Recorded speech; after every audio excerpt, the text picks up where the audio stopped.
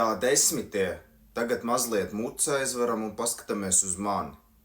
Tātad tie, kur vēl nebija samaksājuši pa ekskursijas, vakar saņēma no jums naudu, paldies. Tagad man vajag saprast, kurš nav vēl. Mums tad pietrūks tikai Edgars, Kārlis un Mārtiņš, ja? Nu, protams, svētā trijota. Es viņiem visiem trim tulīt galvas noraušu.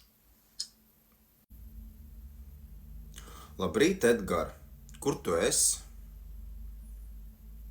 Ar Mārtiņu un Kārli Staķikā.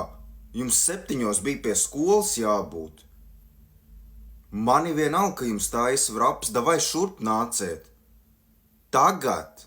Man ir vienalga, ka jūs samaksājāt, jums 7 bija pie skolas jābūt.